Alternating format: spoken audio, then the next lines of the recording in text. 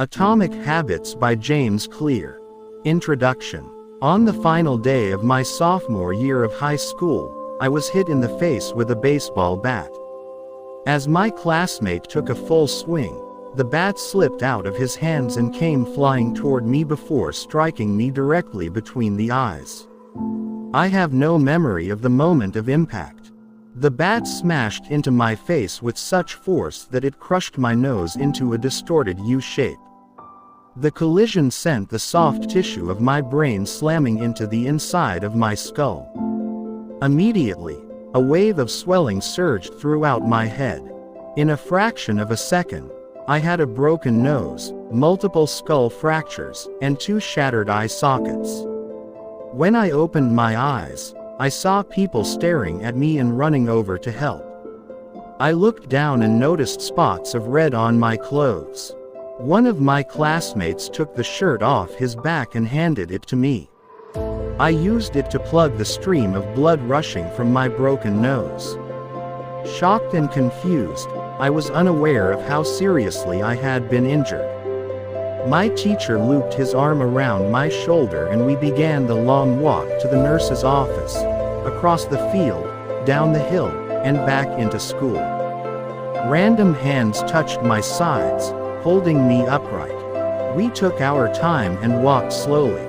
Nobody realized that every minute mattered. When we arrived at the nurse's office, she asked me a series of questions. "What year is it?" "1998, I answered. "It was actually 2002. "Who was the President of the United States?" "Bill Clinton," I said. The correct answer was George W. Bush. "What is your mom's name?" I stalled. 10 seconds passed. "Patty," I said casually, ignoring the fact that it had taken me 10 seconds to remember my own mother's name. That is the last question I remember. My body was unable to handle the rapid swelling in my brain and I lost consciousness before the ambulance arrived. Minutes later, I was carried out of school and taken to the local hospital. Shortly after arriving, my body began shutting down. I struggled with basic functions like swallowing and breathing. I had my first seizure of the day. Then I stopped breathing entirely. As the doctors hurried to supply me with oxygen, they also decided the local hospital was unequipped to handle the situation and ordered a helicopter to fly me to a larger hospital in Cincinnati. I was rolled out of the emergency room doors and toward the helipad across the street. The stretcher rattled on a bumpy sidewalk as one nurse pushed me along while another pumped each breath into me by hand. My mother, who had arrived at the hospital a few moments before, climbed into the helicopter beside me. I remained unconscious and unable to breathe on my own as she held my hand during the flight. While my mother rode with me in the helicopter, my father went home to check on my brother and sister and break the news to them. He choked back tears as he explained to my sister that he would miss her 8th grade graduation ceremony that night. After passing my siblings off to family and friends, he drove to Cincinnati to meet my mother. When my mom and I landed on the roof of the hospital, a team of nearly 20 doctors and nurses sprinted onto the helipad and wheeled me into the trauma unit. By this time, the swelling in my brain had become so severe that I was having repeated post-traumatic seizures. My broken bones needed to be fixed, but I was in no condition to undergo surgery. After yet another seizure, my 3rd of the day, I was put into a medically induced coma and placed on a ventilator. My parents were no strangers to this hospital. 10 years earlier, they had entered the same building on the ground floor after my sister was diagnosed with leukemia at age 3. I was 5 at the time. My brother was just 6 months old. After 2.5 years of chemotherapy treatments, spinal taps, and bone marrow biopsies, my little sister finally walked out of the hospital happy, healthy, and cancer-free. And now, after 10 years of normal life, my parents found themselves back in the same place with a different child. While I slipped into a coma, the hospital sent a priest and a social worker to comfort my parents.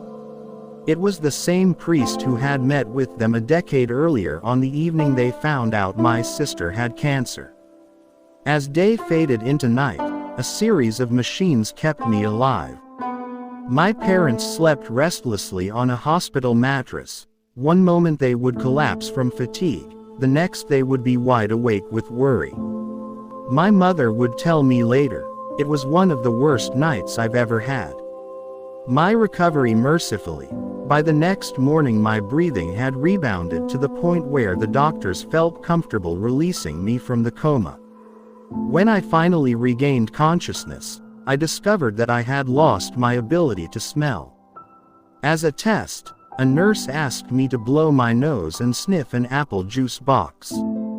My sense of smell returned, but, to everyone's surprise, the act of blowing my nose forced air through the fractures in my eye socket and pushed my left eye outward. My eyeball bulged out of the socket, held precariously in place by my eyelid and the optic nerve attaching my eye to my brain. The ophthalmologist said my eye would gradually slide back into place as the air seeped out, but it was hard to tell how long this would take. I was scheduled for surgery 1 week later, which would allow me some additional time to heal. I looked like I had been on the wrong end of a boxing match, but I was cleared to leave the hospital. I returned home with a broken nose, half a dozen facial fractures, and a bulging left eye. The following months were hard. It felt like everything in my life was on pause. I had double vision for weeks. I literally couldn't see straight. It took more than a month, but my eyeball did eventually return to its normal location. Between the seizures and my vision problems, it was 8 months before I could drive a car again. At physical therapy, I practiced basic motor patterns like walking in a straight line. I was determined not to let my injury get me down, but there were more than a few moments when I felt depressed and overwhelmed. I became painfully aware of how far I had to go when I returned to the baseball field 1 year later.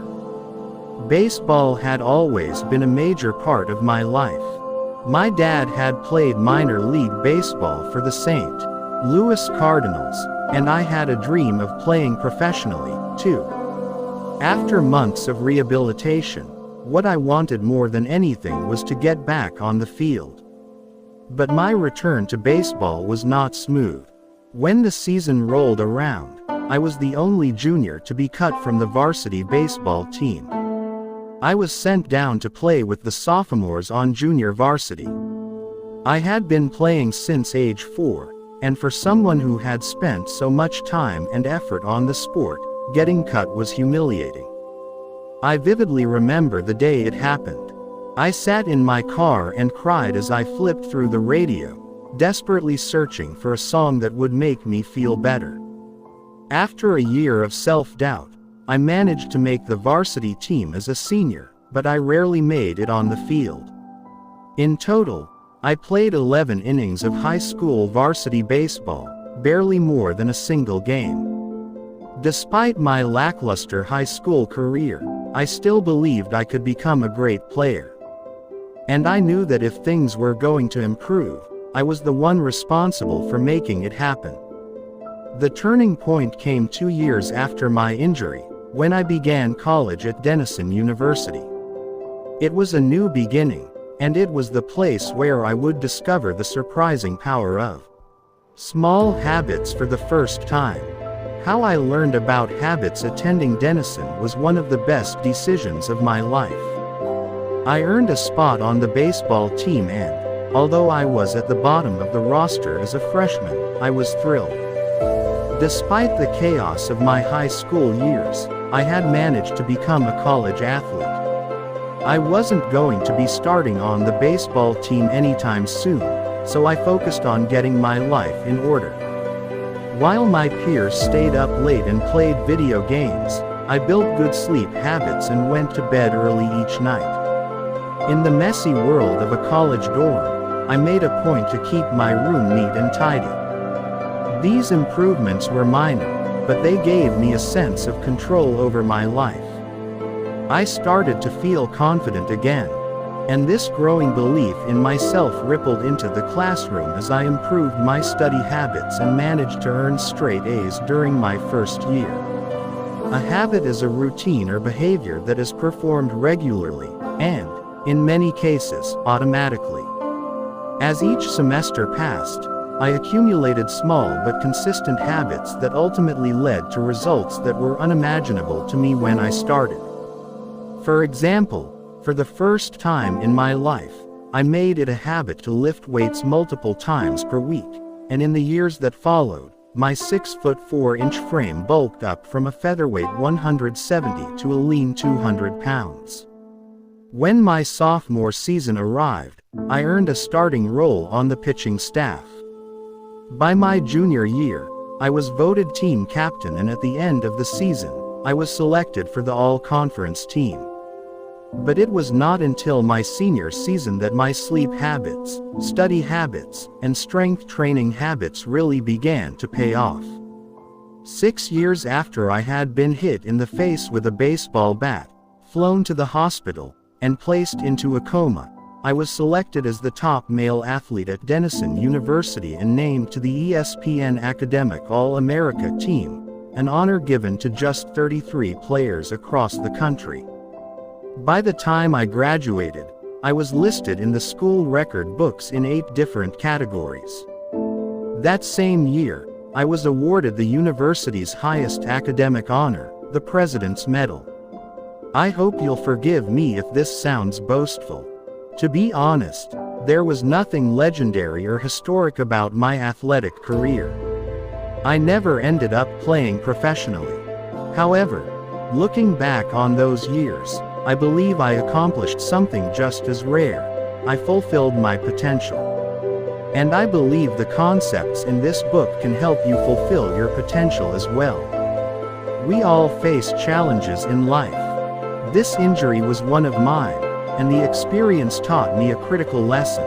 Changes that seem small and unimportant at first will compound into remarkable results if you're willing to stick with them for years. We all deal with setbacks, but in the long run, the quality of our lives often depends on the quality of our habits. With the same habits, you'll end up with the same results. But with better habits, anything is possible. Maybe there are people who can achieve incredible success overnight. I don't know any of them, and I'm certainly not one of them. There wasn't one defining moment on my journey from medically induced coma to academic All-American. There were many. It was a gradual evolution, a long series of small wins and tiny breakthroughs. The only way I made progress, the only choice I had, was to start small. And I employed this same strategy a few years later when I started my own business and began working on this book. How and why I wrote this book in November 2012, I began publishing articles at jamesclear.com. For years, I had been keeping notes about my personal experiments with habits, and I was finally ready to share some of them publicly. I began by publishing a new article every Monday and Thursday. Within a few months, this simple writing habit led to my first 1,000 email subscribers, and by the end of 2013 that number had grown to more than 30,000 people. In 2014, my email list expanded to over 100,000 subscribers, which made it one of the fastest growing newsletters on the internet.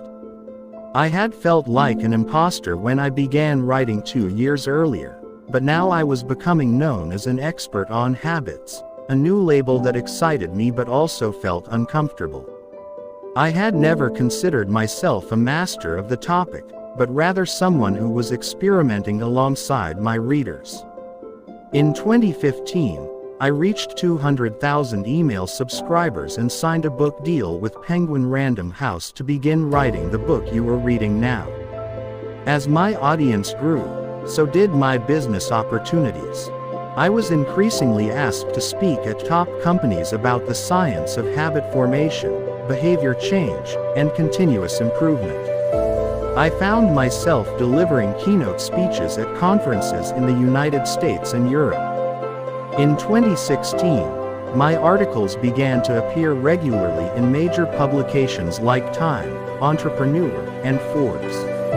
Incredibly, my writing was read by over 8 million people that year.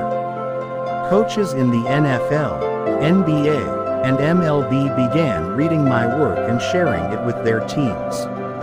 At the start of 2017, I launched the Habits Academy, which became the premier training platform for organizations and individuals interested in building better habits in life and work. Fortune 500 companies and growing startups began to enroll their leaders and train their staff.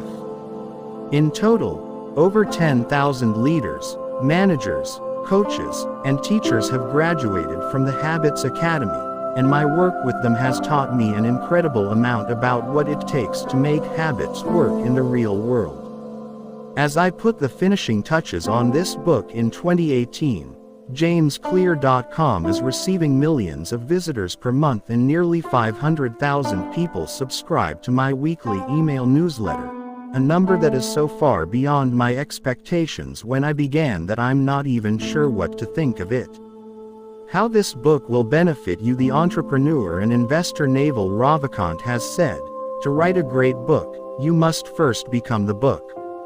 I originally learned about the ideas mentioned here because I had to live them. I had to rely on small habits to rebound from my injury, to get stronger in the gym, to perform at a high level on the field, to become a writer, to build a successful business, and simply to develop into a responsible adult. Small habits helped me fulfill my potential, and since you picked up this book, I'm guessing you'd like to fulfill yours as well. In the pages that follow, I will share a step-by-step plan for building better habits, not for days or weeks, but for a lifetime. While science supports everything I've written, this book is not an academic research paper, it's an operating manual. You'll find wisdom and practical advice front and center as I explain the science of how to create and change your habits in a way that is easy to understand and apply. The fields I draw on, biology, neuroscience, philosophy, psychology, and more, have been around for many years. What I offer you is a synthesis of the best ideas smart people figured out a long time ago, as well as the most compelling discoveries scientists have made recently. My contribution, I hope, is to find the ideas that matter most and connect them in a way that is highly actionable. Anything wise in these pages you should credit to the many experts who preceded me. Anything foolish, assume it is my error. The backbone of this book is my 4-step model of habits: cue, craving, response, and reward, and the 4 laws of behavior change that evolve out of these steps. Readers with a psychology background may recognize some of these terms from operant conditioning, which was first proposed as stimulus, response, reward by B.F. Skinner in the 1930s and has been popularized more recently as cue, routine, reward, in The Power of Habit by Charles Duhigg. Behavioral scientists like Skinner realized that if you offered the right reward or punishment, you could get people to act in a certain way. But while Skinner's model did an excellent job of explaining how external stimuli influenced our habits, it lacked a good explanation for how our thoughts, feelings, and beliefs impact our behavior. Internal states, our moods and emotions, matter, too. In recent decades, scientists have begun to determine the connection between our thoughts, feelings, and behavior. This research will also be covered in these pages. In total, the framework I offer is an integrated model of the cognitive and behavioral sciences. I believe it is one of the first models of human behavior to accurately account for both the influence of external stimuli and internal emotions on our habits. While some of the language may be familiar, I am confident that the details and the applications of the 4 laws of behavior change will offer a new way to think about your habits. Human behavior is always changing, situation to situation, moment to moment, second to second. But this book is about what doesn't change. It's about the fundamentals of human behavior. The lasting principles you can rely on year after year. The ideas you can build a business around, build a family around, build a life around. There is no one right way to create better habits, but this book describes the best way I know, an approach that will be effective regardless of where you start or what you're trying to change. The strategies I cover will be relevant to anyone looking for a step-by-step system for improvement, whether your goals center on health, money, productivity, relationships, or all of the above. As long as human behavior is involved, this book will be your guide. The 2-step process to changing your identity emerges out of your habits. You are not born with preset beliefs. Every belief, including those about yourself, is learned and conditioned through experience. More precisely, your habits are how you embody your identity. When you make your bed each day, you embody the identity of an organized person. When you write each day, you embody the identity of a creative person. When you train each day, you embody the identity of an athletic person. The more you repeat a behavior, the more you reinforce the identity associated with that behavior. In fact, the word identity was originally derived from the Latin words essentitas, which means being, and identitum, which means repeatedly. Your identity is literally your repeated beingness. Whatever your identity is right now, you only believe it because you have proof of it. If you go to church every Sunday for 20 years, you have evidence that you are religious. If you study biology for 1 hour every night, you have evidence that you are studious. If you go to the gym even when it's snowing, you have evidence that you are committed to fitness. The more evidence you have for a belief, the more strongly you will believe it. For most of my early life, I didn't consider myself a writer. If you were to ask any of my high school teachers or college professors, they would tell you I was an average writer at best, certainly not a standout. When I began my writing career, I published a new article every Monday and Thursday for the first few years. As the evidence grew, so did my identity as a writer. I didn't start out as a writer. I became one through my habits. Of course, your habits are not the only actions that influence your identity, but by virtue of their frequency they are usually the most important ones. Each experience in life modifies your self-image, but it's unlikely you would consider yourself a soccer player because you kicked a ball once or an artist because you scribbled a picture. As you repeat these actions, however, the evidence accumulates and your self-image begins to change. The effect of one-off experiences tends to fade away while the effect of habits gets reinforced with time, which means your habits contribute most of the evidence that shapes your identity. In this way, the process of building habits is actually the process of becoming yourself. This is a gradual evolution. We do not change by snapping our fingers and deciding to be someone entirely new. We change bit by bit, day by day, habit by habit. We are continually undergoing micro-evolutions of the self. Each habit is like a suggestion. Hey, maybe this is who I am. If you finish a book, then perhaps you are the type of person who likes reading. If you go to the gym, then perhaps you are the type of person who likes exercise. If you practice playing the guitar, perhaps you are the type of person who likes music. Every action you take is a vote for the type of person you wish to become. No single instance will transform your beliefs, but as the votes build up, so does the evidence of your new identity. This is one reason why meaningful change does not require radical change. Small habits can make a meaningful difference by providing evidence of a new identity. And if a change is meaningful, it actually is big. That's the paradox of making small improvements. Putting this all together, you can see that habits are the path to changing your identity. The most practical way to change who you are is to change what you do. Each time you write a page, you are a writer. Each time you practice the violin, you are a musician. Each time you start a workout, you are an athlete. Each time you encourage your employees, you are a leader. Each habit not only gets results but also teaches you something far more important: to trust yourself. You start to believe you can actually accomplish these things.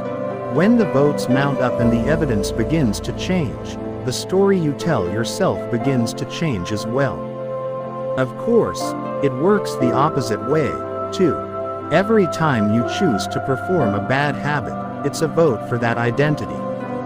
The good news is that you don't need to be perfect. In any election, there are going to be votes for both sides. You don't need a unanimous vote to win an election, you just need a majority. It doesn't matter if you cast a few votes for a bad behavior or an unproductive habit. Your goal is simply to win the majority of the time. New identities require new evidence. If you keep casting the same votes you've always cast, you're going to get the same results you've always had. If nothing changes, nothing is going to change. It is a simple two-step process. 1. Decide the type of person you want to be. 2. Prove it to yourself with small wins. First, decide who you want to be. This holds at any level: as an individual, as a team, as a community, as a nation. What do you want to stand for? What are your principles and values? Who do you wish to become? These are big questions, and many people aren't sure where to begin. But they do know what kind of results they want: to get six-pack abs, or to feel less anxious, or to double their salary. That's fine. Start there and work backward from the results you want to the type of person who could get those results. Ask yourself, who is the type of person that could get the outcome I want? Who is the type of person that could lose 40 pounds? Who is the type of person that could learn a new language?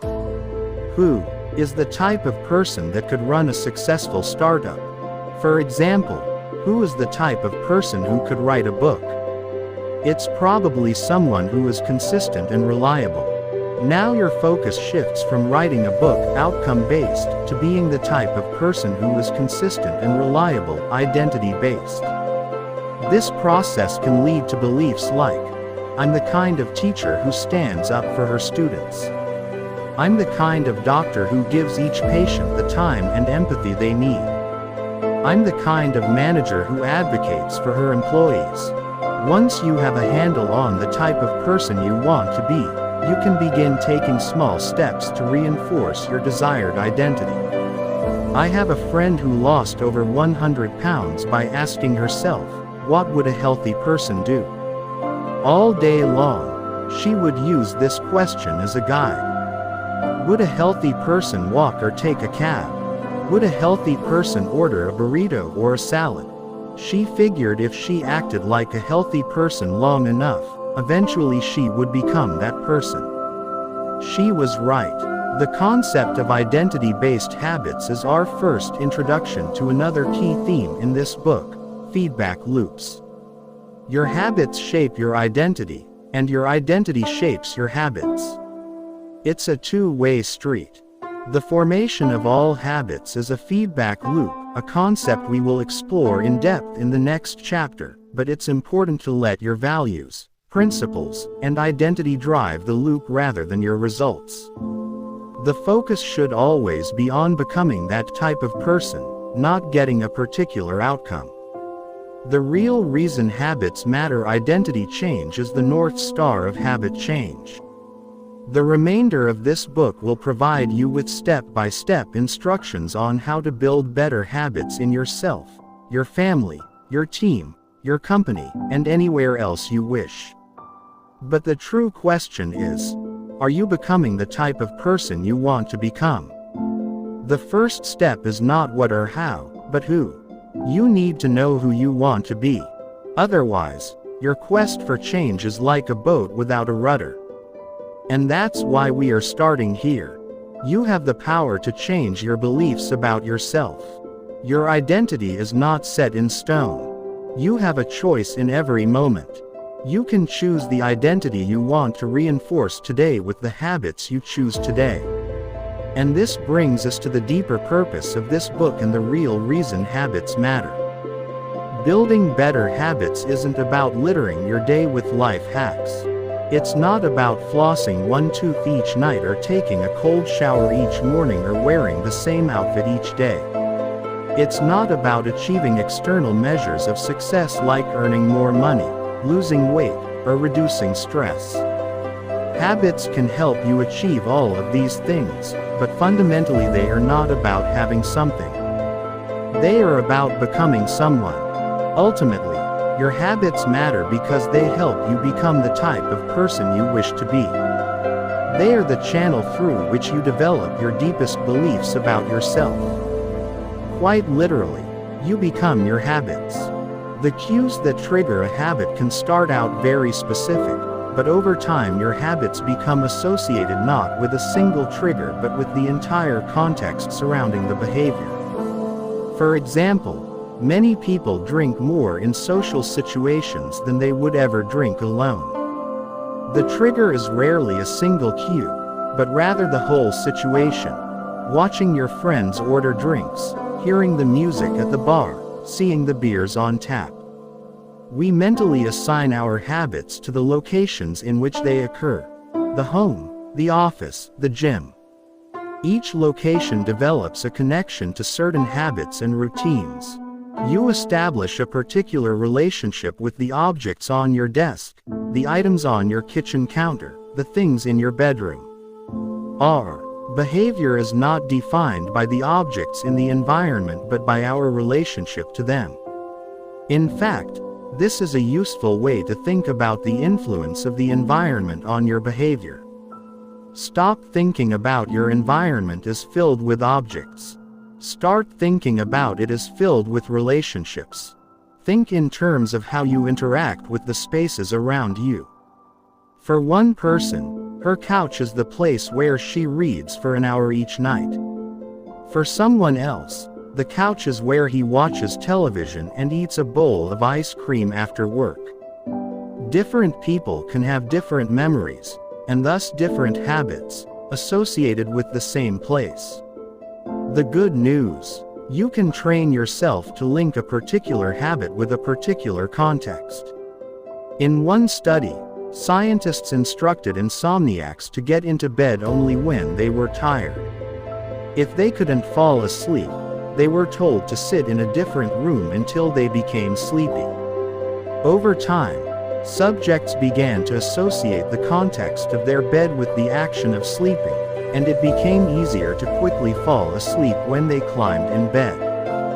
Their brains learned that sleeping, not browsing on their phones, not watching television, not staring at the clock, was the only action that happened in that room. The power of context also reveals an important strategy. Habits can be easier to change in a new environment. It helps to escape the subtle triggers and cues that nudge you toward your current habits. Go to a new place, a different coffee shop, a bench in the park, a corner of your room you seldom use, and create a new routine there. It is easier to associate a new habit with a new context than to build a new habit in the face of competing cues. It can be difficult to go to bed early if you watch television in your bedroom each night. It can be hard to study in the living room without getting distracted if that's where you always play video games. But when you step outside your normal environment, you leave your behavioral biases behind. You aren't battling old environmental cues, which allows new habits to form without interruption. Want to think more creatively? Move to a bigger room, a rooftop patio, or a building with expansive architecture. Take a break from the space where you do your daily work, which is also linked to your current thought patterns. Trying to eat healthier. It is likely that you shop on autopilot at your regular supermarket. Try a new grocery store. You may find it easier to avoid unhealthy food when your brain doesn't automatically know where it is located in the store. When you can't manage to get to an entirely new environment, redefine or rearrange your current one. Create a separate space for work, study, exercise, entertainment, and cooking. The mantra I find useful is, one space, one use. When I started my career as an entrepreneur, I would often work from my couch or at the kitchen table. In the evenings, I found it very difficult to stop working. There was no clear division between the end of work time and the beginning of personal time. Was the kitchen table my office or the space where I ate meals? Was the couch where I relaxed or where I sent emails? Everything happened in the same place. A few years later, I could finally afford to move to a home with a separate room for my office. Suddenly, work was something that happened in here, and personal life was something that happened out there. It was easier for me to turn off the professional side of my brain when there was a clear dividing line between work life and home life. Each room had one primary use. The kitchen was for cooking. The office was for working. Whenever possible, avoid mixing the context of one habit with another. When you start mixing contexts, you'll start mixing habits, and the easier ones will usually win out. This is one reason why the versatility of modern technology is both a strength and a weakness. You can use your phone for all sorts of tasks, which makes it a powerful device. But when you can use your phone to do nearly anything, it becomes hard to associate it with one task. You want to be productive, but you're also conditioned to browse social media, check email, and play video games whenever you open your phone. It's a mishmash of cues. You may be thinking, you don't understand. I live in New York City. My apartment is the size of a smartphone. I need each room to play multiple roles. Fair enough. If your space is limited, divide your room into activity zones. A chair for reading, a desk for writing, a table for eating. You can do the same with your digital spaces. I know a writer who uses his computer only for writing, his tablet only for reading, and his phone only for social media and texting. Every habit should have a home. If you can manage to stick with this strategy, each context will become associated with a particular habit and mode of thought. Habits thrive under predictable circumstances like these. Focus comes automatically when you are sitting at your work desk. Relaxation is easier when you are in a space designed for that purpose. Sleep comes quickly when it is the only thing that happens in your bedroom. If you want behaviors that are stable and predictable, you need an environment that is stable and predictable. A stable environment where everything has a place and a purpose is an environment where habits can easily form. The Secret to Self-Control in 1971, as the Vietnam War was heading into its 16th year, Congressman Robert Steele from Connecticut and Morgan Murphy from Illinois made a discovery that stunned the American public. While visiting the troops, they had learned that over 15% of U.S. soldiers stationed there were heroin addicts. Follow-up research revealed that 35% of service members in Vietnam had tried heroin and as many as 20% were addicted. The problem was even worse than they had initially thought. The discovery led to a flurry of activity in Washington, including the creation of the Special Action Office of Drug Abuse Prevention under President Nixon to promote prevention and rehabilitation and to track addicted service members when they returned home. Lee Robbins was one of the researchers in charge. In a finding that completely upended the accepted beliefs about addiction, Robbins found that when soldiers who had been heroin users returned home, only 5% of them became re-addicted within a year, and just 12% relapsed within 3 years. In other words, approximately 9 out of 10 soldiers who used heroin in Vietnam eliminated their addiction nearly overnight. This finding contradicted the prevailing view at the time, which considered heroin addiction to be a permanent and irreversible condition. Instead, Robbins revealed that addictions could spontaneously dissolve if there was a radical change in the environment. In Vietnam, soldiers spent all day surrounded by cues triggering heroin use. It was easy to access. They were engulfed by the constant stress of war. They built friendships with fellow soldiers who were also heroin users, and they were thousands of miles from home. Once a soldier returned to the United States, though, he found himself in an environment devoid of those triggers. When the context changed, so did the habit. Compare this situation to that of a typical drug user. Someone becomes addicted at home or with friends, goes to a clinic to get clean, which is devoid of all the environmental stimuli that prompt their habit, then returns to their old neighborhood with all of their previous cues that caused them to get addicted in the first place. It's no wonder that usually you see numbers that are the exact opposite of those in the Vietnam study. Typically, 90% of heroin users become re-addicted once they return home from rehab. The Vietnam studies ran counter to many of our cultural beliefs about bad habits because it challenged the conventional association of unhealthy behavior as a moral weakness. If you're overweight, a smoker, or an addict, you've been told your entire life that it is because you lack self-control, maybe even that you're a bad person. The idea that a little bit of discipline would solve all our problems is deeply embedded in our culture. Recent research, however, shows something different. When scientists analyze people who appear to have tremendous self-control, it turns out those individuals aren't all that different from those who are struggling. Instead, disciplined people are better at structuring their lives in a way that does not require heroic willpower and self-control.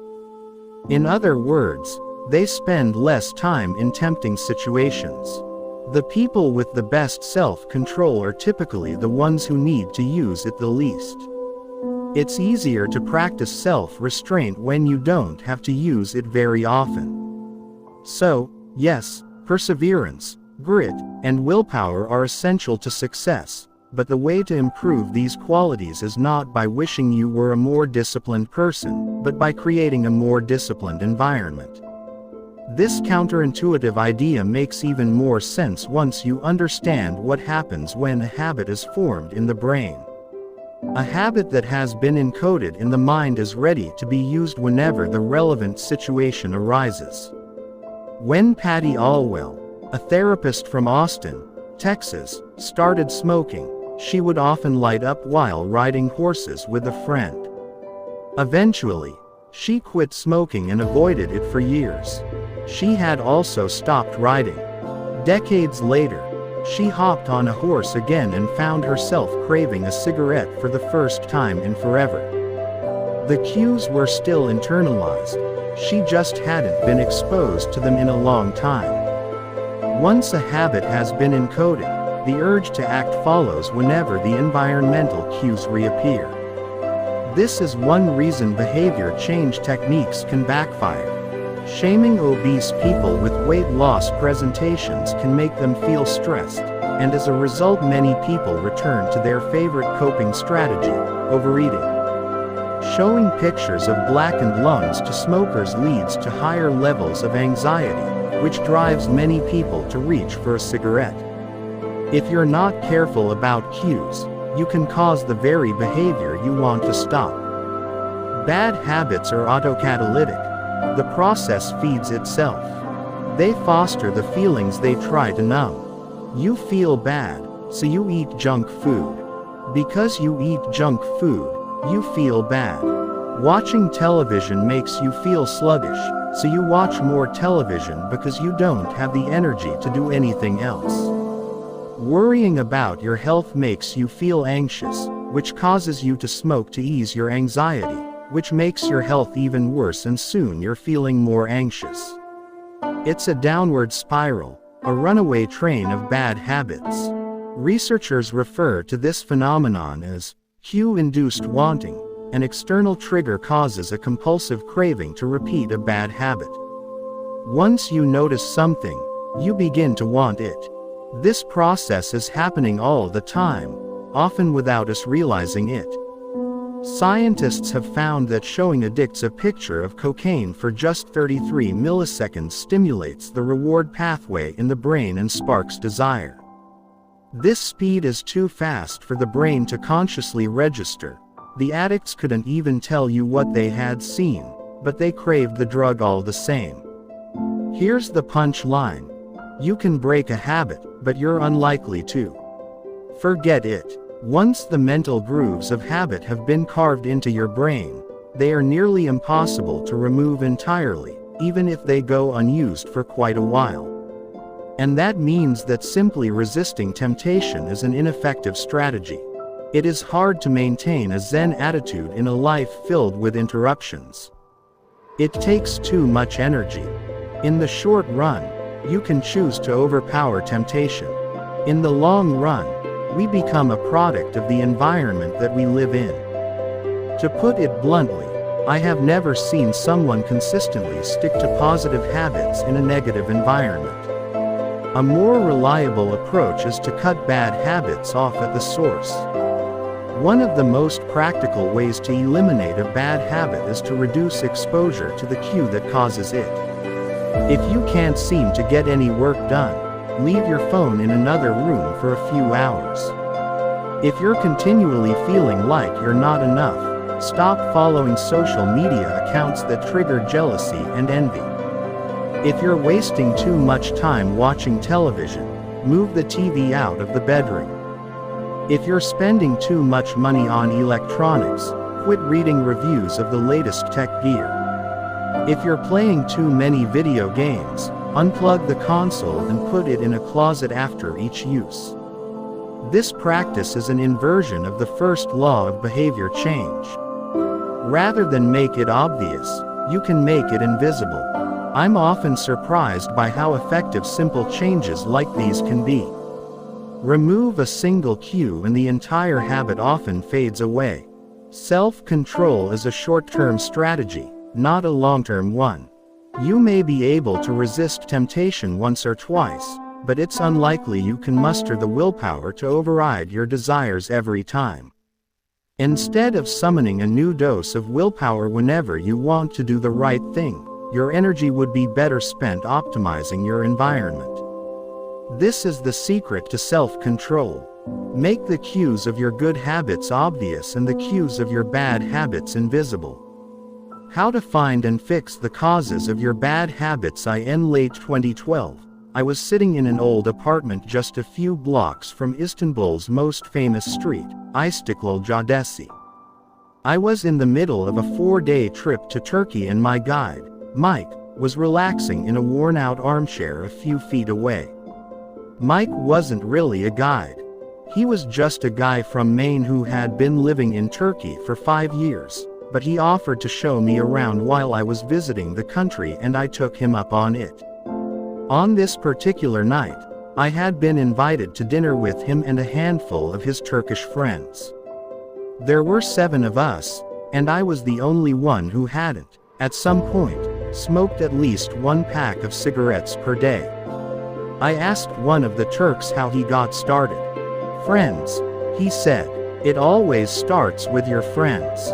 One friend smokes, then you try it." What was truly fascinating was that half of the people in the room had managed to quit smoking. Mike had been smoke-free for a few years at that point, and he swore up and down that he broke the habit because of a book called Alan Carr's Easy Way to Stop Smoking. "It frees you from the mental burden of smoking," he said. "It tells you, stop lying to yourself. You know you don't actually want to smoke. You know you don't really enjoy this. It helps you feel like you're not the victim anymore. You start to realize that you don't need to smoke.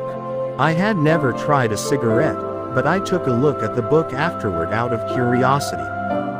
The author employs an interesting strategy to help smokers eliminate their cravings.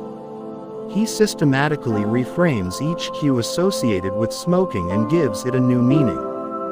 He says things like, "You think you are quitting something, but you're not quitting anything because cigarettes do nothing for you. You think smoking is something you need to do to be social, but it's not.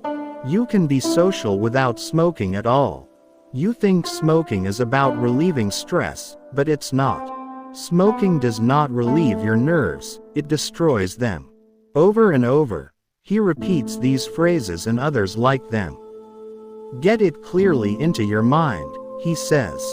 "You are losing nothing and you are making marvelous positive gains not only in health, energy and money but also in confidence, self-respect, freedom and, most important of all, in the length and quality of your future life."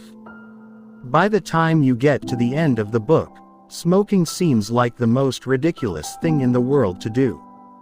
And if you no longer expect smoking to bring you any benefits, you have no reason to smoke. It is an inversion of the second law of behavior change: make it unattractive. Now, I know this idea might sound overly simplistic. Just change your mind and you can quit smoking. But stick with me for a minute. Where cravings come from, every behavior has a surface-level craving and a deeper, underlying motive. I often have a craving that goes something like this: I want to eat tacos. If you were to ask me why I want to eat tacos, I wouldn't say, because I need food to survive. But the truth is, somewhere deep down, I am motivated to eat tacos because I have to eat to survive. The underlying motive is to obtain food and water even if my specific craving is for a taco. Some of our underlying motives include: conserve energy, obtain food and water, find love and reproduce, connect and bond with others, win social acceptance and approval, reduce uncertainty, achieve status and prestige. A craving is just a specific manifestation of a deeper underlying motive. Your brain did not evolve with a desire to smoke cigarettes or to check Instagram or to play video games. At a deep level, you simply want to reduce uncertainty and relieve anxiety, to win social acceptance and approval, or to achieve status. Look at nearly any product that is habit-forming and you'll see that it does not create a new motivation, but rather latches onto the underlying motives of human nature. Find love and reproduce equals using Tinder, connect and bond with others equals browsing Facebook, win social acceptance and approval equals posting on Instagram, reduce uncertainty equals searching on Google, achieve status and prestige equals playing video games. Your habits are modern-day solutions to ancient desires. New versions of old vices. The underlying motives behind human behavior remain the same. The specific habits we perform differ based on the period of history. Here's the powerful part. There are many different ways to address the same underlying motive. One person might learn to reduce stress by smoking a cigarette. Another person learns to ease their anxiety by going for a run. Your current habits are not necessarily the best way to solve the problems you face. They are just the methods you learn to use. Once you associate a solution with the problem you need to solve, you keep coming back to it. Habits are all about associations. These associations determine whether we predict a habit to be worth repeating or not. As we covered in our discussion of the first law, your brain is continually absorbing information and noticing cues in the environment. Every time you perceive a cue, your brain runs a simulation and makes a prediction about what to do in the next moment. Cue. You notice that the stove is hot. Prediction. If I touch it, I'll get burned, so I should avoid touching it. Cue. You see that the traffic light turned green. Prediction.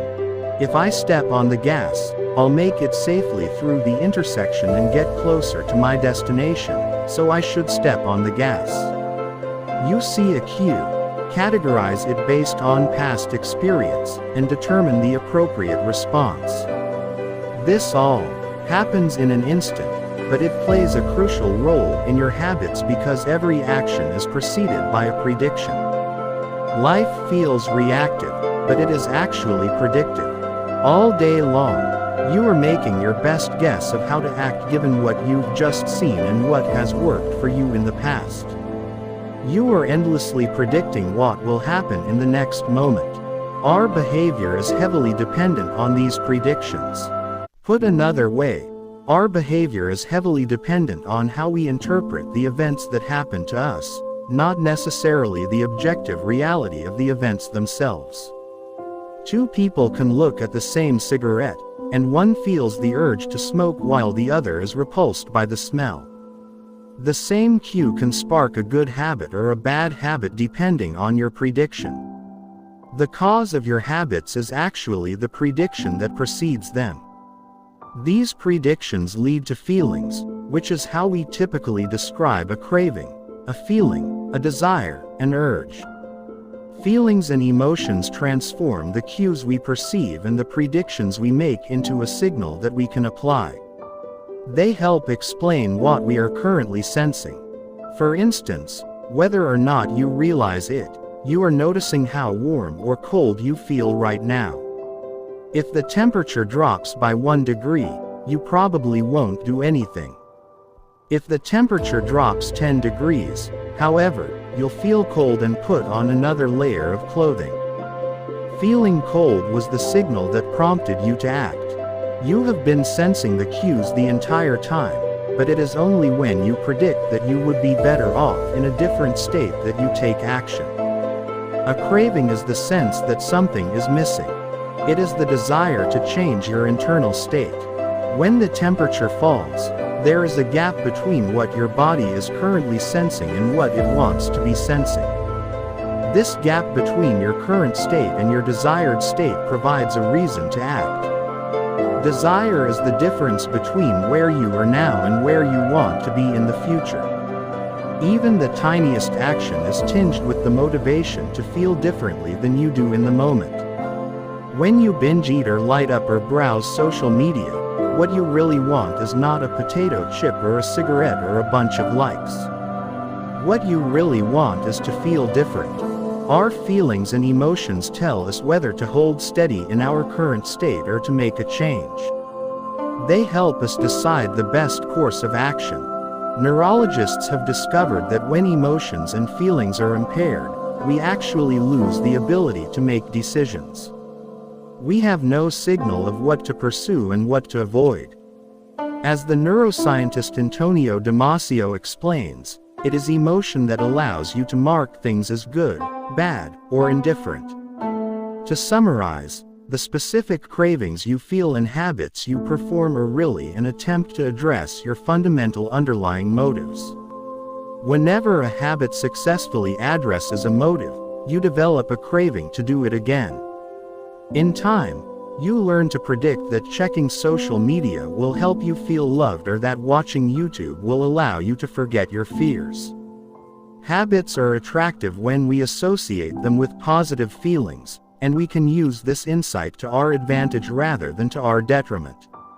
How to reprogram your brain to enjoy hard habits. You can make hard habits more attractive if you can learn to associate them with a positive experience. Sometimes, all you need is a slight mindset shift. For instance, we often talk about everything we have to do in a given day. You have to wake up early for work. You have to make another sales call for your business. You have to cook dinner for your family. Now, imagine changing just one word.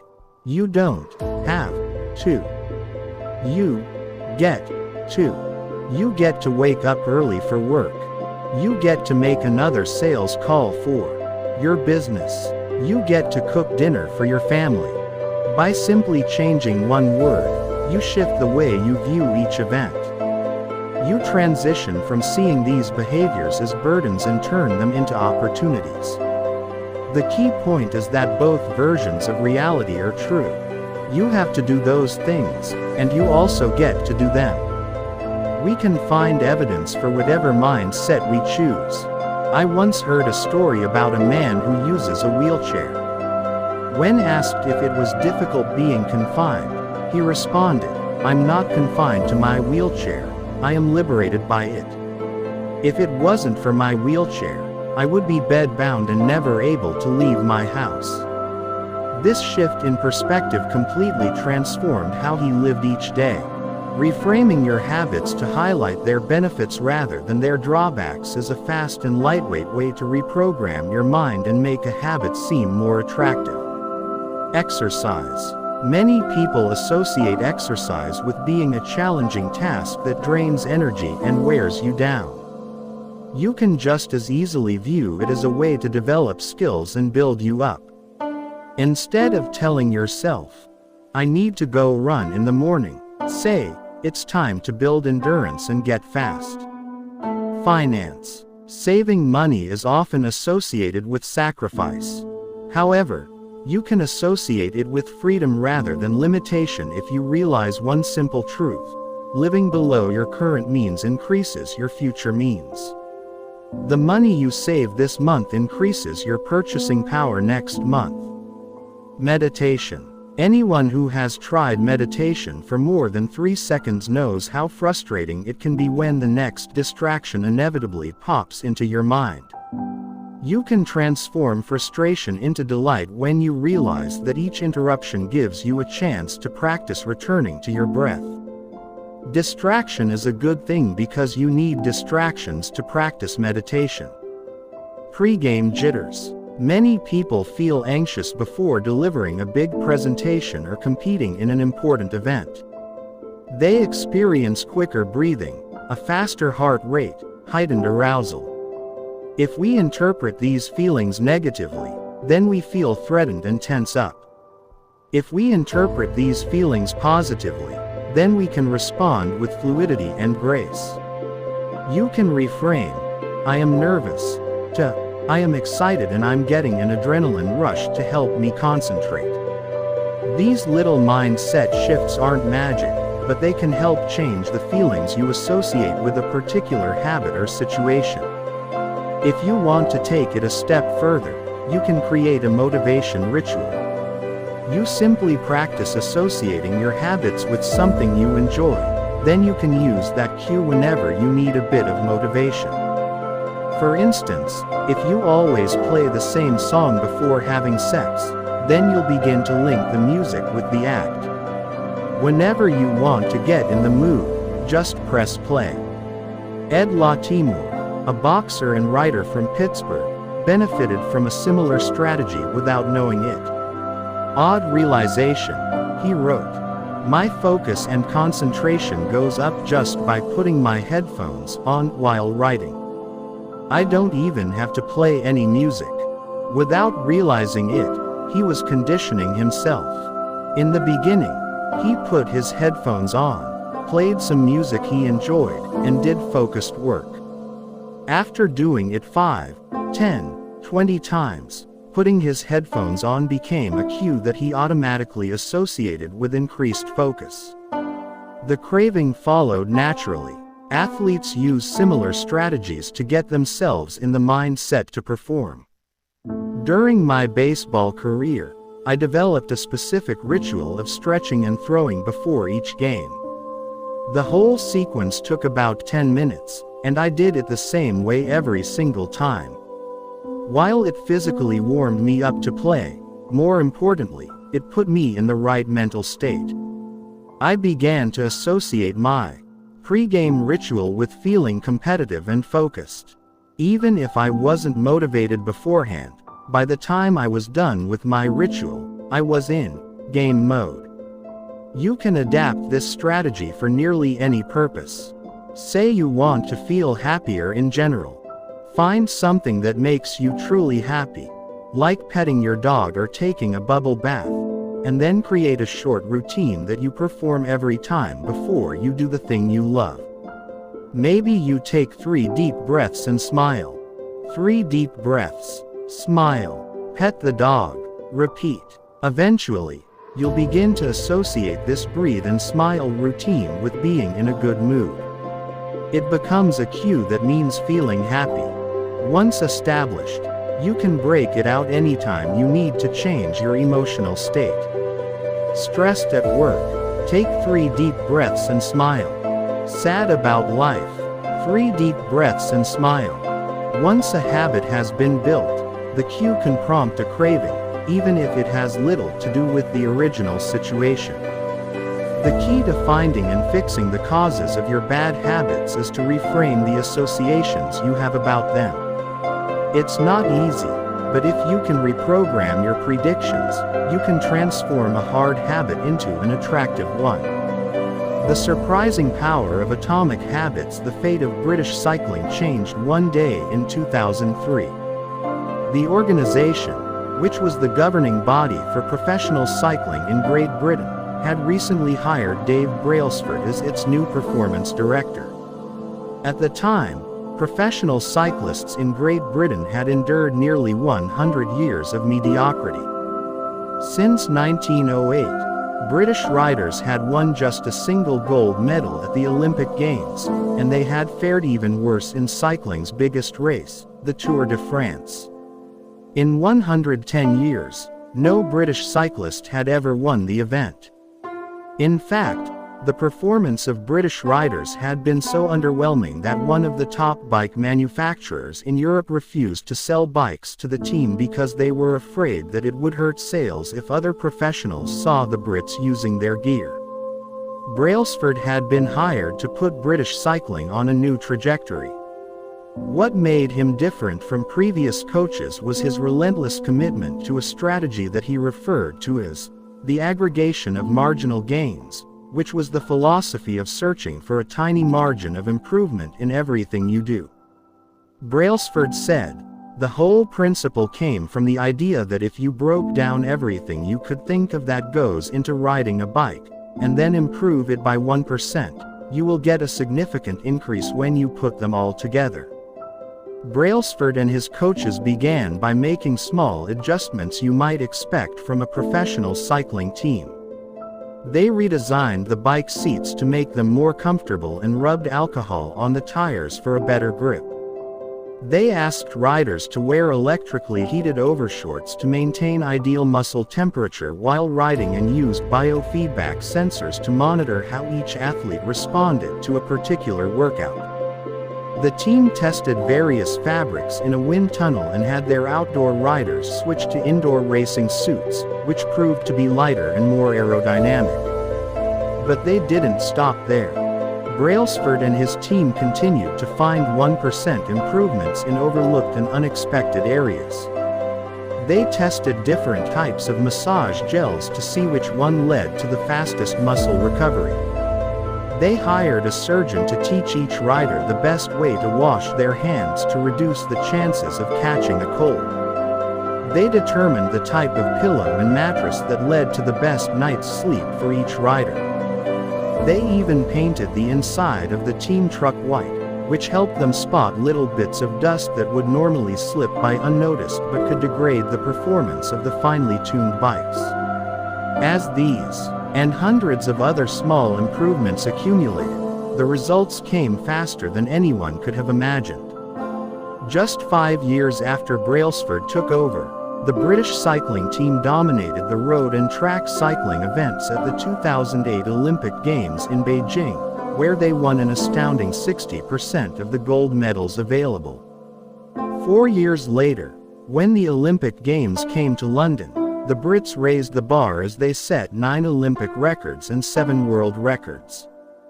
That same year, Bradley Wiggins became the first British cyclist to win the Tour de France. The next year, his teammate Chris Froome won the race, and he would go on to win again in 2015, 2016, and 2017, giving the British team 5 Tour de France victories in 6 years. During the 10-year span from 2007 to 2017, British cyclists won 178 World Championships and 66 Olympic or Paralympic gold medals and captured 5 Tour de France victories in what is widely regarded as the most successful run in cycling history. How does this happen? How does a team of previously ordinary athletes transform into world champions with tiny changes that, at first glance, would seem to make a modest difference at best? Why do small improvements accumulate into such remarkable results, and how can you replicate this approach in your own life? Why small habits make a big difference? It is so easy to overestimate the importance of one defining moment and underestimate the value of making small improvements on a daily basis. Too often, we convince ourselves that massive success requires massive action. Whether it is losing weight, building a business, writing a book, winning a championship, or achieving any other goal, we put pressure on ourselves to make some earth-shattering improvement that everyone will talk about.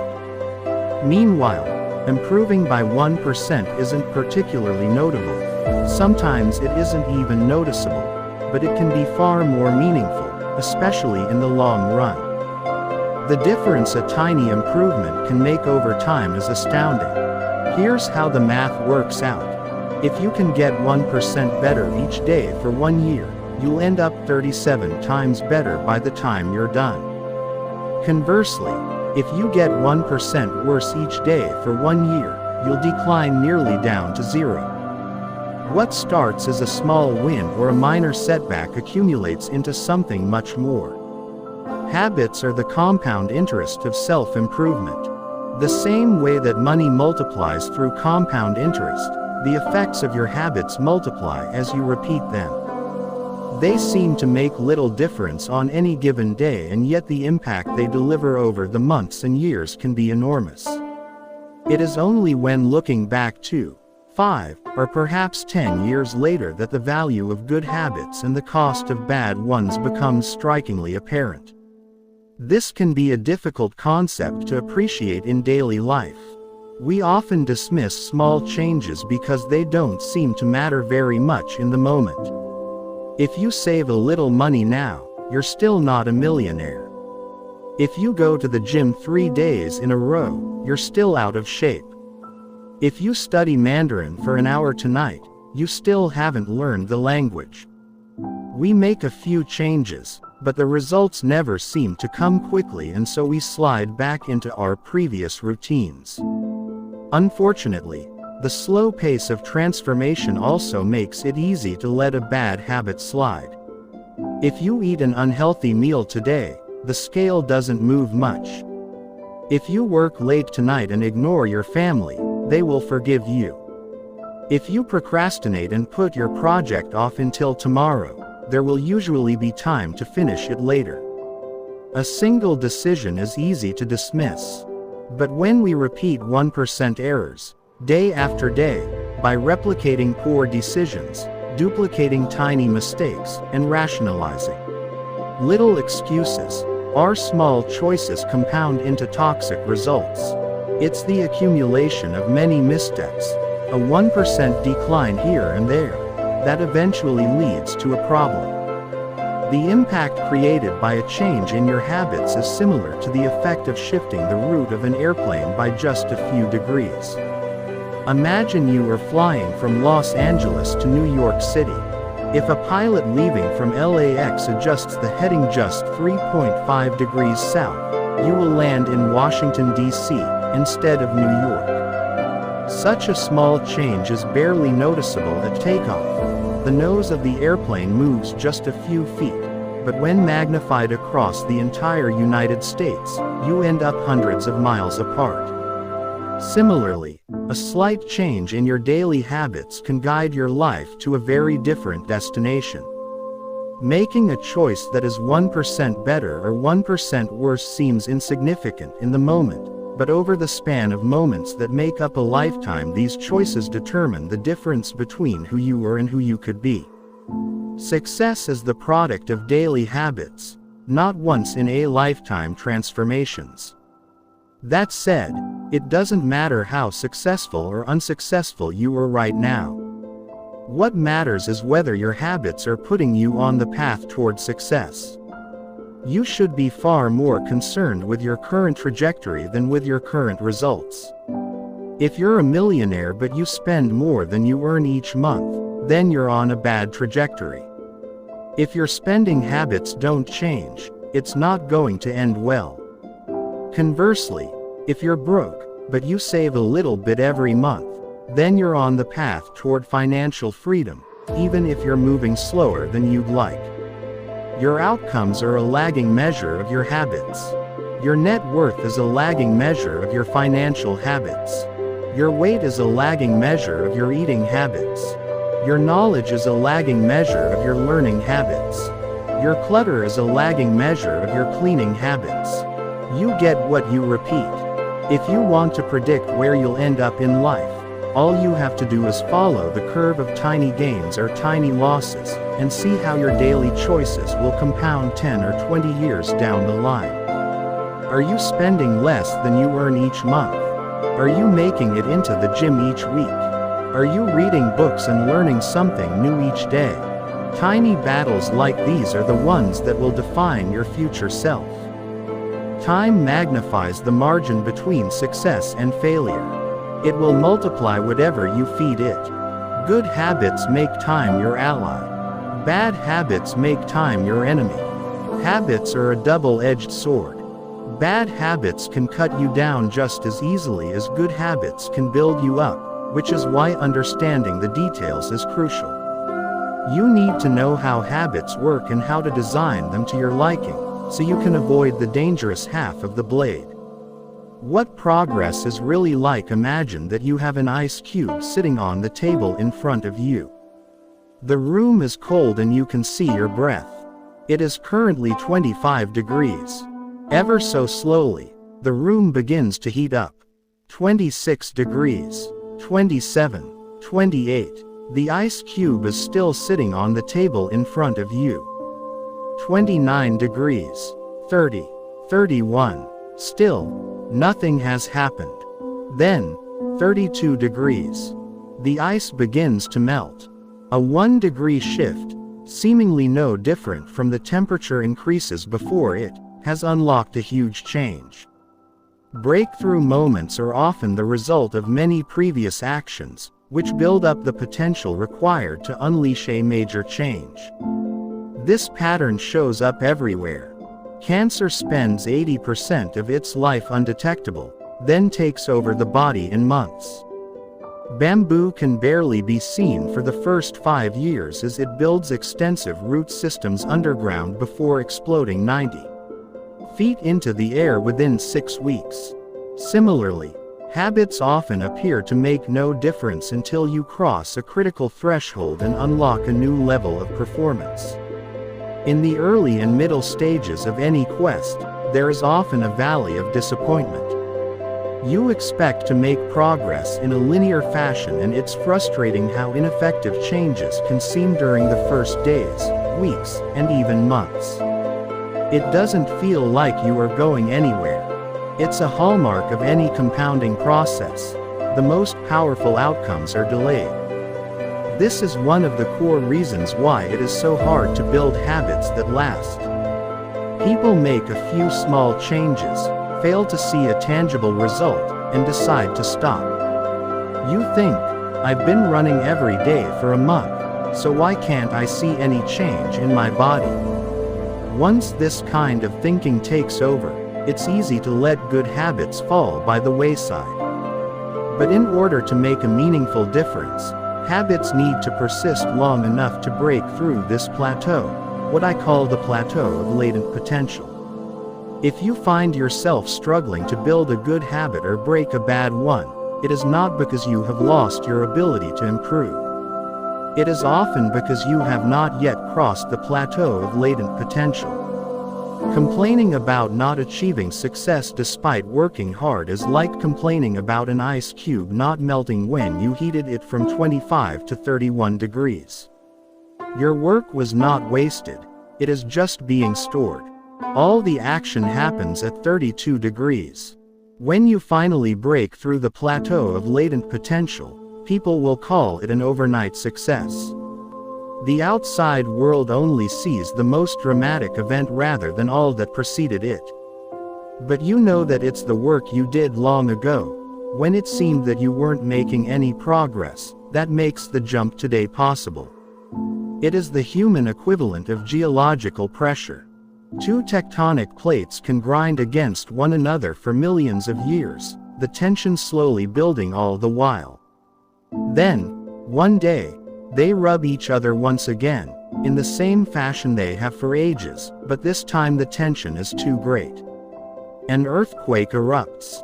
Change can take years, before it happens all at once.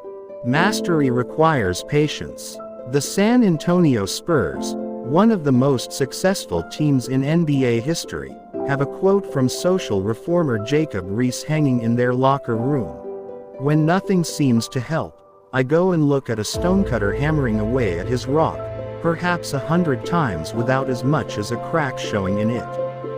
Yet at the 101st blow it will split in two, and I know it was not that last blow that did it, but all that had gone before." All big things come from small beginnings. The seed of every habit is a single, tiny decision. But as that decision is repeated, a habit sprouts and grows stronger. Roots entrench themselves and branches grow. The task of breaking a bad habit is like uprooting a powerful oak within us. And the task of building a good habit is like cultivating a delicate flower one day at a time. But what determines whether we stick with a habit long enough to survive the plateau of latent potential and break through to the other side? What is it that causes some people to slide into unwanted habits and enables others to enjoy the compounding effects of good ones? Forget about goals, focus on systems instead. Prevailing wisdom claims that the best way to achieve what we want in life, getting into better shape, building a successful business, relaxing more and worrying less, spending more time with friends and family, is to set specific, actionable goals. For many years, this was how I approached my habits, too. Each one was a goal to be reached. I set goals for the grades I wanted to get in school, for the weights I wanted to lift in the gym, for the profits I wanted to earn in business. I succeeded at a few, but I failed at a lot of them. Eventually, I began to realize that my results had very little to do with the goals I set and nearly everything to do with the systems I followed. What's the difference between systems and goals? It's a distinction I first learned from Scott Adams, the cartoonist behind the Dilbert comic. Goals are about the results you want to achieve. Systems are about the processes that lead to those results. If you're a coach, your goal might be to win a championship. Your system is the way you recruit players, manage your assistant coaches, and conduct practice. If you're an entrepreneur, your goal might be to build $1 million business. Your system is how you test product ideas, hire employees, and run marketing campaigns. If you're a musician, your goal might be to play a new piece. Your system is how often you practice, how you break down and tackle difficult measures, and your method for receiving feedback from your instructor. Now for the interesting question. If you completely ignored your goals and focused only on your system, would you still succeed? For example, if you were a basketball coach and you ignored your goal to win a championship and focused only on what your team does at practice each day, would you still get results? I think you would. The goal in any sport is to finish with the best score, but it would be ridiculous to spend the whole game staring at the scoreboard. The only way to actually win is to get better each day. In the words of three-time Super Bowl winner Bill Walsh, the score takes care of itself. The same is true for other areas of life. If you want better results, then forget about setting goals. Focus on your system instead. What do I mean by this? Are goals completely useless? Of course not. Goals are good for setting a direction, but systems are best for making progress. A handful of problems arise when you spend too much time thinking about your goals and not enough time designing your systems. Problem number 1. Winners and losers have the same goals. Goal setting suffers from a serious case of survivorship bias. We concentrate on the people who end up winning, the survivors, and mistakenly assume that ambitious goals led to their success while overlooking all of the people who had the same objective but didn't succeed. Every Olympian wants to win a gold medal. Every candidate wants to get the job. And if successful and unsuccessful people share the same goals, then the goal cannot be what differentiates the winners from the losers. It wasn't the goal of winning the Tour de France that propelled the British cyclists to the top of the sport. Presumably, they had wanted to win the race every year before, just like every other professional team. The goal had always been there.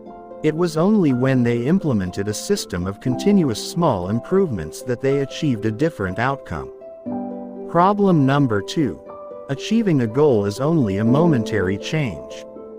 Imagine you have a messy room and you set a goal to clean it. If you summon the energy to tidy up, then you will have a clean room, for now. But if you maintain the same sloppy, pack-rat habits that led to a messy room in the first place, soon you'll be looking at a new pile of clutter and hoping for another burst of motivation. You're left chasing the same outcome because you never changed the system behind it.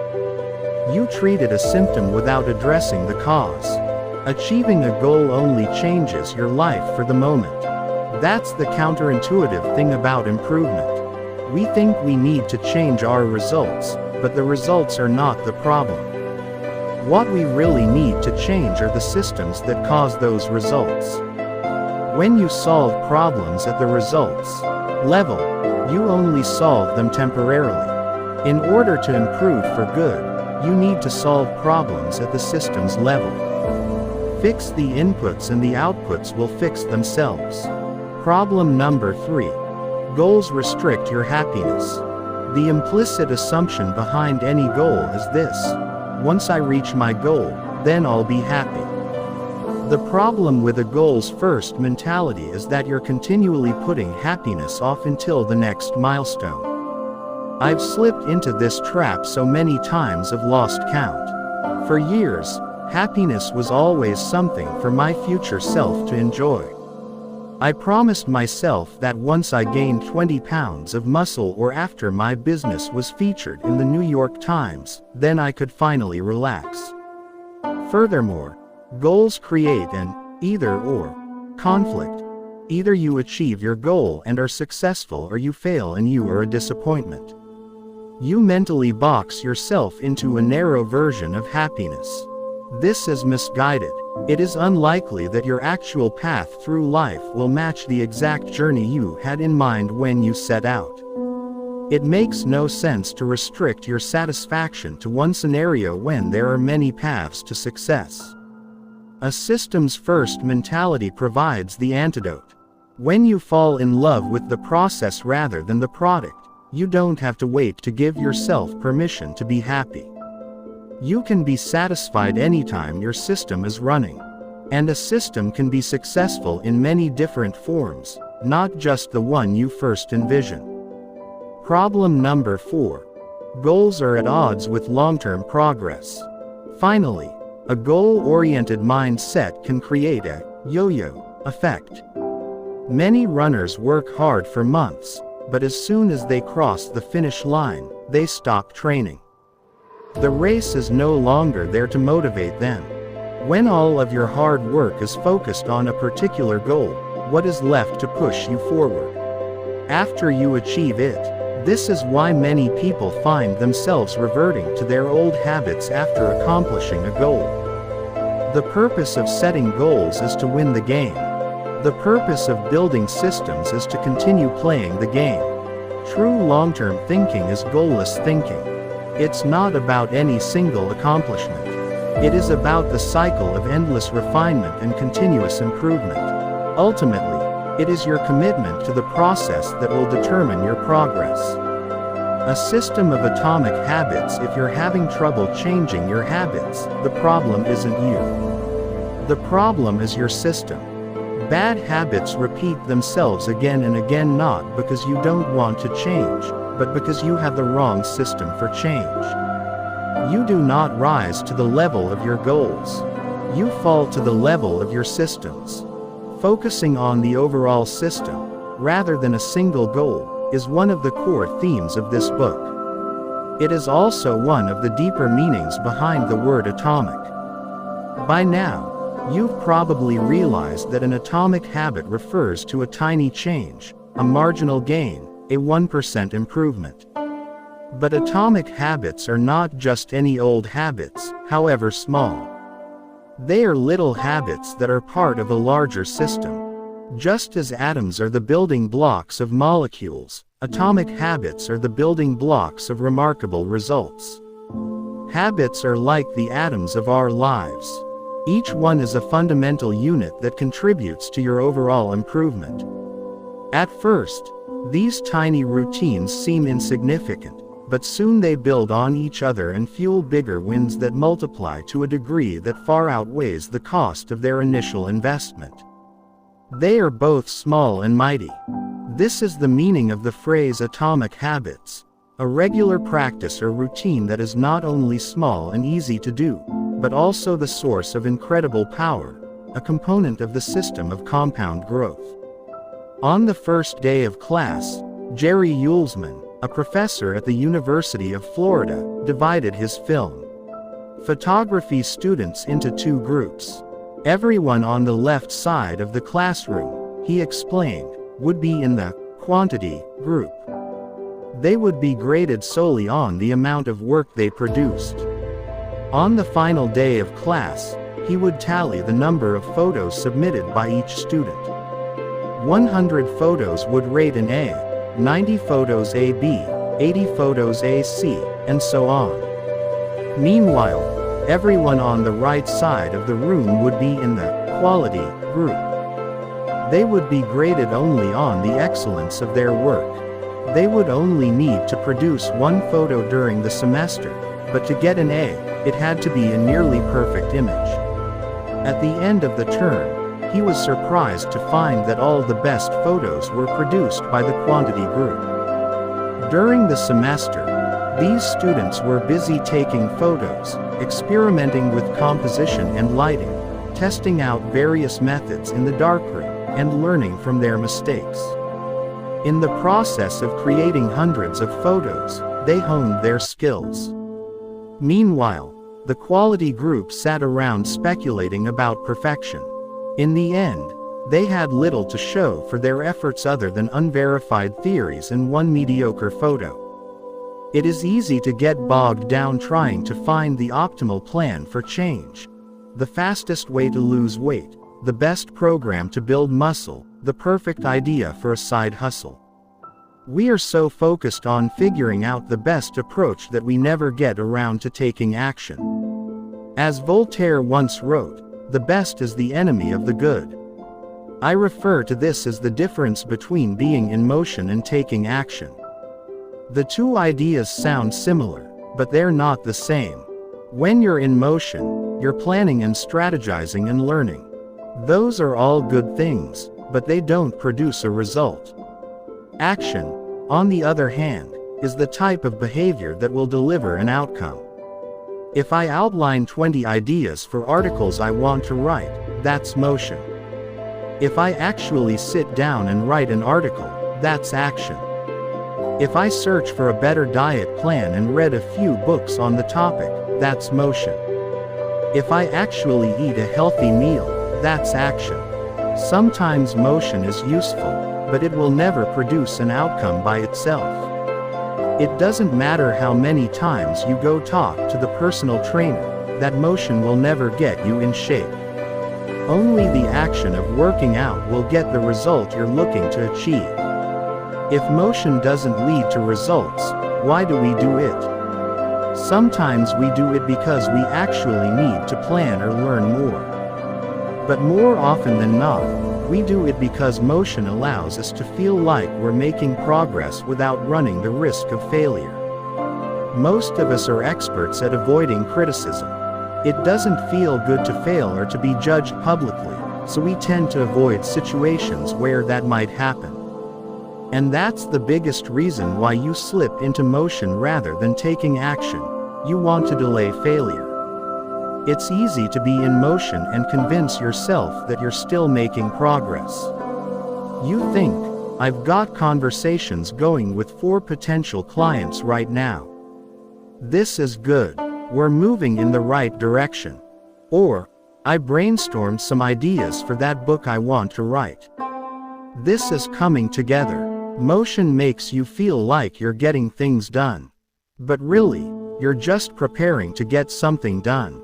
When preparation becomes a form of procrastination, you need to change something. You don't want to merely be planning. You want to be practicing. If you want to master a habit, the key is to start with repetition, not perfection. You don't need to map out every feature of a new habit. You just need to practice it. This is the first takeaway of the 3rd law. You just need to get your reps in. How long does it actually take to form a new habit? Habit formation is the process by which a behavior becomes progressively more automatic through repetition. The more you repeat an activity, the more the structure of your brain changes to become efficient at that activity. Neuroscientists call this long-term potentiation, which refers to the strengthening of connections between neurons in the brain based on recent patterns of activity. With each repetition, cell-to-cell signaling improves and the neural connections tighten. First described by neuropsychologist Donald Hebb in 1949, this phenomenon is commonly known as Hebb's law. Neurons that fire together wire together. Repeating a habit leads to clear physical changes in the brain. In musicians, the cerebellum, critical for physical movements like plucking a guitar string or pulling a violin bow, is larger than it is in non-musicians. Mathematicians, meanwhile, have increased gray matter in the inferior parietal lobule, which plays a key role in computation and calculation. Its size is directly correlated with the amount of time spent in the field. The older and more experienced the mathematician, the greater the increase in gray matter. When scientists analyzed the brains of taxi drivers in London, they found that the hippocampus, a region of the brain involved in spatial memory, was significantly larger in their subjects than in non-taxi drivers. Even more fascinating, the hippocampus decreased in size when a driver retired. Like the muscles of the body responding to regular weight training, particular regions of the brain adapt as they are used and atrophy as they are abandoned. Of course, the importance of repetition in establishing habits was recognized long before neuroscientists began poking around. In 1860, the English philosopher George H. Lewis noted, in learning to speak a new language, to play on a musical instrument, or to perform unaccustomed movements, great difficulty is felt, because the channels through which each sensation has to pass have not become established. But no sooner has frequent repetition cut a pathway, than this difficulty vanishes, the actions become so automatic that they can be performed while the mind is otherwise engaged. Both common sense and scientific evidence agree. Repetition is a form of change. Each time you repeat an action, you are activating a particular neural circuit associated with that habit. This means that simply putting in your reps is one of the most critical steps you can take to encoding a new habit. It is why the students who took tons of photos improved their skills while those who merely theorized about perfect photos did not. One group engaged in active practice, the other in passive learning. One in action, the other in motion. All habits follow a similar trajectory from effortful practice to automatic behavior, a process known as automaticity. Automaticity is the ability to perform a behavior without thinking about each step, which occurs when the non-conscious mind takes over. One of the most common questions I hear is, how long does it take to build a new habit? But what people really should be asking is, how many does it take to form a new habit? That is, how many repetitions are required to make a habit automatic? There is nothing magical about time passing with regard to habit formation. It doesn't matter if it's been 21 days or 30 days or 300 days. What matters is the rate at which you perform the behavior. You could do something twice in 30 days, or 200 times. It's the frequency that makes the difference. Your current habits have been internalized over the course of hundreds, if not thousands, of repetitions. New habits require the same level of frequency. You need to string together enough successful attempts until the behavior is firmly embedded in your mind and you cross the habit line. In practice, it doesn't really matter how long it takes for a habit to become automatic. What matters is that you take the actions you need to take to make progress. Whether an action is fully automatic is of less importance. To build a habit, you need to practice it. And the most effective way to make practice happen is to adhere to the third law of behavior change: make it easy. The chapters that follow will show you how to do exactly that. There is an ancient Greek parable known as the Sorites paradox, which talks about the effect one small action can have when repeated enough times. One formulation of the paradox goes as follows: can one coin make a person rich? If you give a person a pile of 10 coins, you wouldn't claim that he or she is rich. But what if you add another, and another, and another? At some point, you will have to admit that no one can be rich unless one coin can make him or her so. We can say the same about atomic habits. Can one tiny change transform your life? It's unlikely you would say so. But what if you made another, and another, and another? At some point, you will have to admit that your life was transformed by one small change. The holy grail of habit change is not a single 1% improvement, but 1,000 of them. It's a bunch of atomic habits stacking up, each one a fundamental unit of the overall system. In the beginning, small improvements can often seem meaningless because they get washed away by the weight of the system. Just as one coin won't make you rich, one positive change like meditating for 1 minute or reading one page each day is unlikely to deliver a noticeable difference. Gradually, though, as you continue to layer small changes on top of one another, the scales of life start to move. Each improvement is like adding a grain of sand to the positive side of the scale, slowly tilting things in your favor. Eventually, if you stick with it, you hit a tipping point. Suddenly, it feels easier to stick with good habits. The weight of the system is working for you rather than against you. Over the course of this book, we've looked at dozens of stories about top performers. We've heard about Olympic gold medalists, award-winning artists, business leaders, life-saving physicians, and star comedians who have all used the science of small habits to master their craft and vault to the top of their field.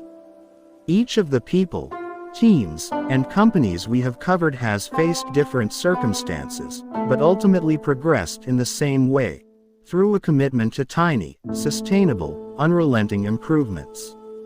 Success is not a goal to reach or a finish line to cross. It is a system to improve, an endless process to refine.